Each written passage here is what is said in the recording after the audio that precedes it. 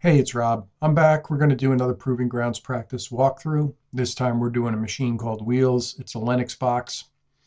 It's rated as easy and it's worth 10 points. I'm going to say I don't know who rates these boxes, but damn, there is a lot going on in this box and it took me quite some time to figure out everything. I mean, it was just one thing after another. Sometimes I think they're just a little too clever for themselves, but overall, I did learn some stuff, and my old friend and weakness, SQL injection, pretty much SQL injection. It's actually XPath injection rears its ugly head, and that took me forever to get through as well. So, without further ado, let's get started. So you can see I am on Offsec's VPN. And I do have the IP address of Wheels highlighted there. And of course, the first thing that we did was we ran Nmap. And not a whole lot going on. As is typical with a lot of these boxes, it's 22 and 80 or some other HTML port. But that's it. There's SSH on port 22, and there looks to be a website called Wheels Car Repair Services on port 80. So obviously, don't want to waste too much time with 22 at this point. So went to the website, and that's what we're going to do. If you pull up the website, you get this Wheels car service. I went around, poked around on all of the pages and everything. Most of them don't go anywhere. Definitely some good information right here. We have this info@wheels.service. I thought about adding wheels.service to the hosts file, but I never really found a need to do it. This email address will come into play though. I did look, and there's an employee portal which you have to log in to be able to get to. So obviously need an account. So I tried to just make up, test at example.com, password, and register. Registration was successful, so not now. So let's log in. User test, password. If I do that, access denied to the employee portal. And I think that's where we need to get to, right? So that is disappointing because obviously we need to be able to get into this portal because there's not a whole lot else you can do. I mean, like I said, I visited all these sites. Links, most of them are just linked back to the page. I did dir busting. There was just nothing. So I knew that I had to get into this employee portal. So that's where this info@wheels.service comes in. If you come up here and we register using that email address. So I'm just going to use my first name, Robert, and I'm going to do it's info@wheels.service, password. Address is already registered. That's because I had already done this and I didn't reset the box. But if it's the first time you're doing it, it will let you register with that email address. So now when you log in, I'm going to go Robert, password, and we're logged in now. And when we go to the employee portal, we actually can see, we can access the employee portal thanks to you registering using that email address. So just to recap, you're going to have to create an account and you're going to have to register with that info@wheels.service. And when you do it the first time, it will allow you to register. So remember the name and password, because if you don't, you're going to have to reset the box. So if we take the default here, search for users by service, and we take car and we click search, we get Bob, Alice, and John. And then if we select bike and click search, we have Dan, Alex, and Celine. So the first thing that I did, which I'm not going to do here, but you can probably guess, is I created a text file called users.txt. I added all of those users, those 6 users, to that file, and I started to try to brute force the SSH. So while that was happening, I figured let's take a look at this in Burp Suite and see if there's anything, we can do to try and take advantage of this right here, and maybe gets information that we're not supposed to be able to get. So if you don't have Foxy Proxy, I would highly encourage you to install the Foxy Proxy plugin. I'm just going to select Burp Suite here. So now it's using Burp Suite. So I'm going to pop Burp Suite open here, Community Edition. Click OK. We're going to click Next. We're going to click Start Burp.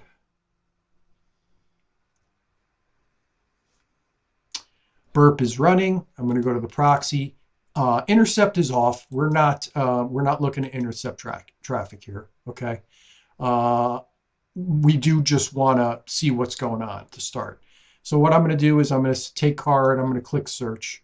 So now if we go to Burp, we can see we have this get, and you can see where it's getting car and location search, right? So the first thing that you want to do is to send this to Repeater. Repeater is where in Burp Suite where you can send, you can basically test. You can send different parameters and see how the web application responds. So the way you do that is you go into the request, you right click and you say send to Repeater. And you'll see the Repeater tab up here is now orange. If you click on that, you can see that the request is queued up and ready for you to send again, right? So if I click send, it's going to respond and it's going to give me down here all of the users again. So we see Bob, Alice, and John. What if we do something like,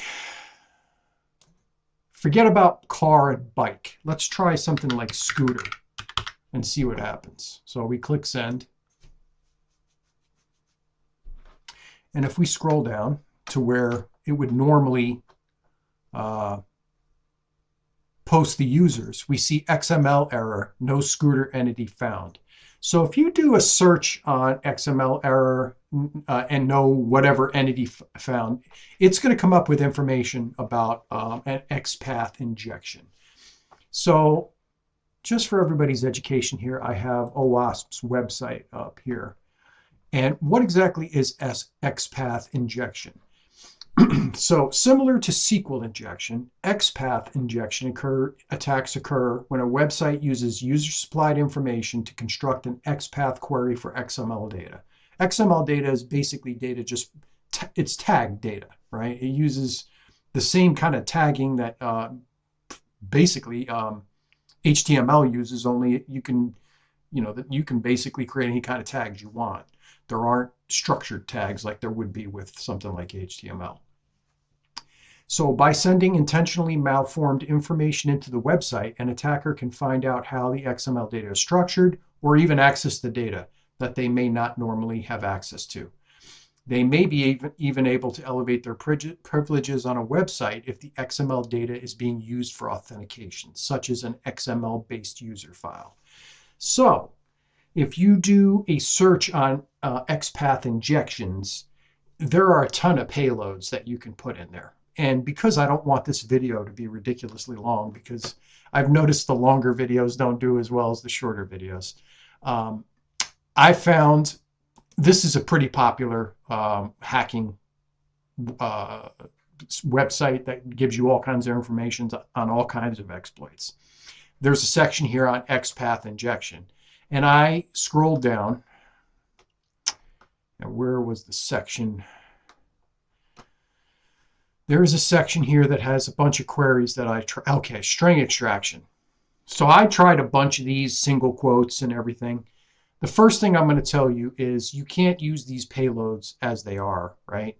If you use these payloads as they are, they're not going to work. So I can tell you the payload that I got to finally work was this one right here. Okay, and if you try to use this as is, so basically this payload, all you would do is you would come in here and replace Scooter with that payload. And you can do this via Intruder and send multiple payloads and then figure out which ones work and which ones don't. I'm not that advanced, but you can see the problem here. There's these spaces. So if we click send on this, you're going to get this error. Okay. So what I usually do is you can do two things here. You can highlight the spaces and then hit Control U and it'll put a plus sign in there. And you can do the same thing over here. And then hit Control U. And basically that's URL encoding. And now if you click send, you're going to see that we get some interesting information back. XML error, but now we get all of these, they look like passwords, right? There's no names, but there's a bunch of passwords. So the other way you can do this, if you don't press Control U, just to show you, because this, I'm trying to make these as educational as I possibly can. If you're not familiar with typical URL encoding, a space can be represented by %20. So if we get rid of that other plus and we put a %20 in there, this should work as well, right? So if we click send, it should break the application again and spit out all of the passwords, which it does. Now, if I look this up and I say, what's better, right? What should you use?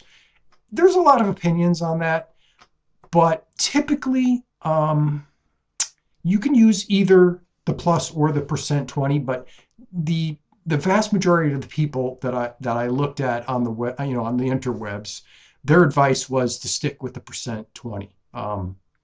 So it's up to you. Both will work, as you just saw, okay? But if you try to use that payload as is, it's not going to work. You have to format it correctly. So what I would essentially do here, and you could basically copy all of this into a text file, get rid of these comments, obviously, and then you could just replace all of the spaces with %20. And then you could feed this into, you could use Intruder and do a sniper attack on that one field. And it'll basically try every one of those and tell you, it won't tell you which ones will work. It'll basically have it'll give you the size, the response will be a different size. So all the ones that don't work are going to probably spit out the same error page. The size of the page is going to be the same. The one that does work is probably going to be a little bit longer. So you could just look and see the size difference. And that's how you would automate this. You would do that inside Intruder, okay? But for the sake of brevity, when I went to the XPath injection page, this is the one that worked for me, okay? As long as you encode it correctly. So what we did was we copied down all these passwords, and it's kind of interesting because they give you a little bit of a hint as to whose password is what. The one girl's name is Alice, and it's I am a rabbit hole. I mean, Alice in Wonderland. John's has got John loves John loves, I don't even know what, if Everett, I don't know, but it's obviously John's password. So this is the Bob, Alice, and John, and then the last three belong to Dan, Alex, and Celine. Okay, so make sure you copy all those down, and the one that we're just going to do it in order, basically. So if I pop open a terminal here, I'm going to try to use this to log in. So I'm going to do SSH Bob and then the IP address. And then I'm going to copy in that I am rocking in my room 1212, which was the first password. Hit enter, and it worked. So I was thankful that basically the first one I tried worked. Okay, so tried sudo L, and we paste in the password again because I'm not typing that. Sorry, Bob may not run sudo on wheels. Okay, so we do history not found. So then the next thing we could do before we resort to something like linps is we can just do try to find the files with the suid set, which is pretty easy to do. We just do find / type, and it's going to be file, and then we want permissions 4000, which is would be with the suid set. Okay, and then we're going to do 2, and we're going to send any errors and any output that's not relevant to dev null. So when we hit enter, it should give us a list of all the files on the system that the suid is set on. Okay, and it right off the bat, this opt get list should pique your attention.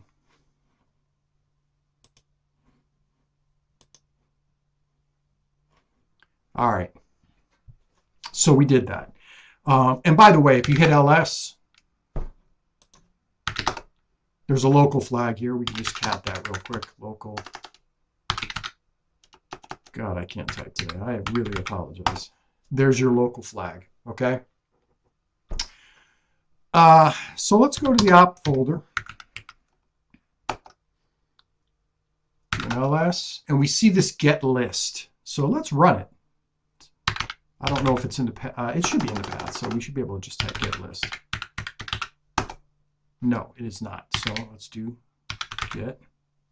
Well, let me just make sure I'm in the PWD. I am an opt. Get list. Which list do you want to open? Customers or employees? Well, let's look at employees. Okay, that seems interesting. So why don't we try and do that again? And why don't we put like something went wrong. Okay. And I'm just going over some of these steps. I know what I need to do, but I just want to make sure that you guys understand some of the stuff you should try. I don't know. I think this is a binary, but let's take a look. Get list. Yep, it is a binary, and there is a bunch of stuff in there. So let's see what we got here. Let's see. Do we have strings? Which strings? Nope. So what we could do is this. We can go back to our attack machine and we can do Python and we can start up an FTP server. Okay. And then we can come back here and we can do FTP 192.168.45.226. And then we can log in anonymously to our FTP.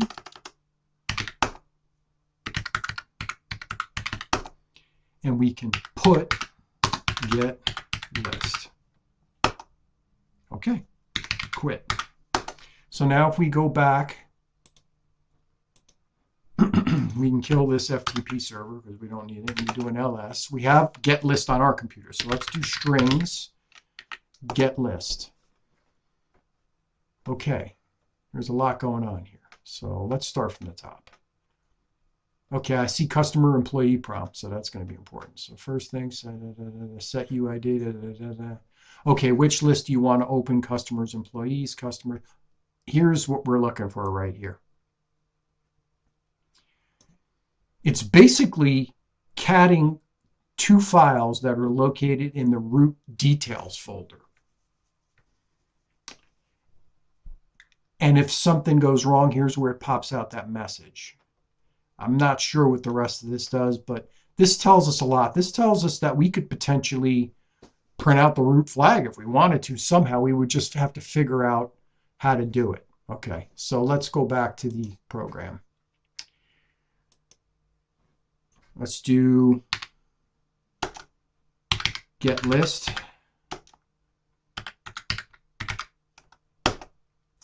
And let's try to do something like Etsy password. Something went wrong. All right. Let's see.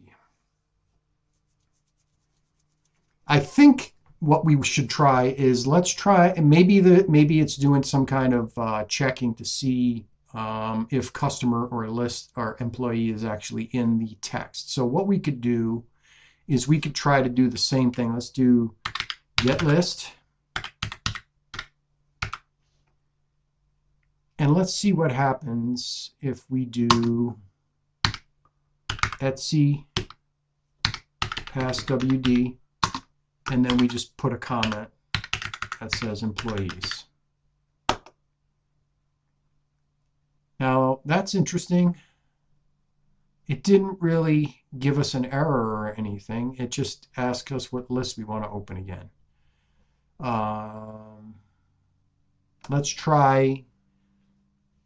We're in the opt directory, in case you remember. So the root directory would be one back and one the Etsy directory would be one back and one up. So let's try doing this. Let's try using the absolute path. Let's do dot Etsy pass WD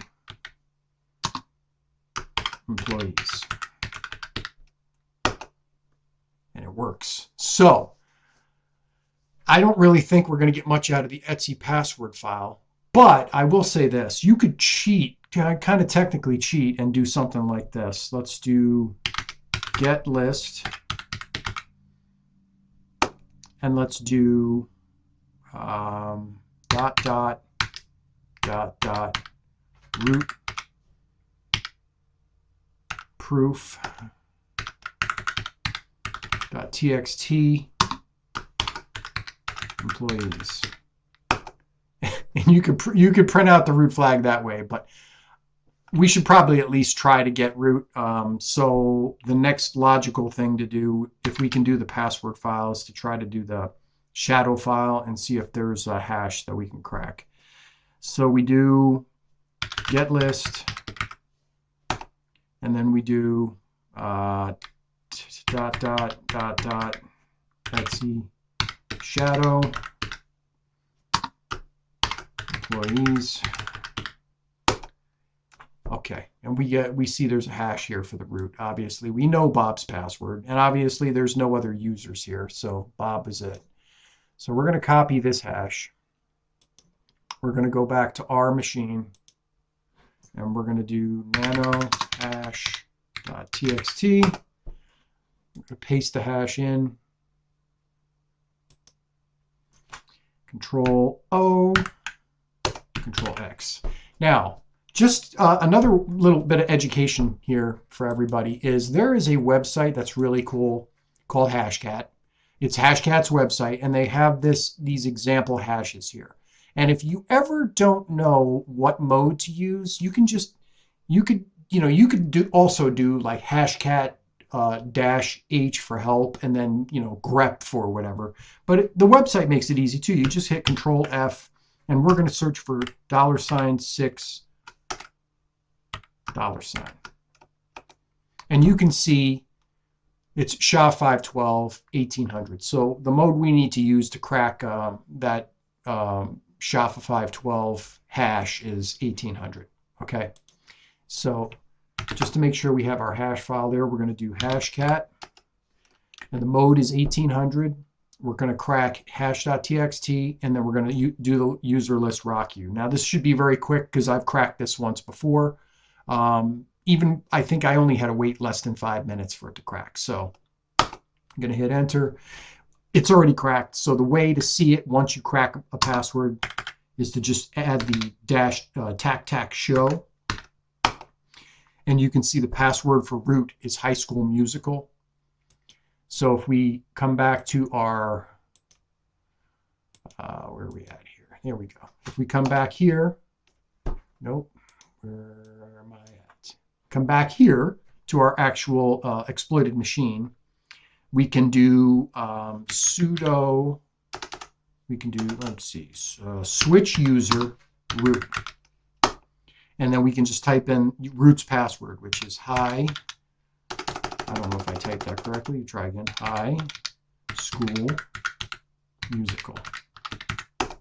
And we now have root. So now we can go into the root directory, do an ls cat proof.txt and not feel guilty about it. So I'm going to be honest with you.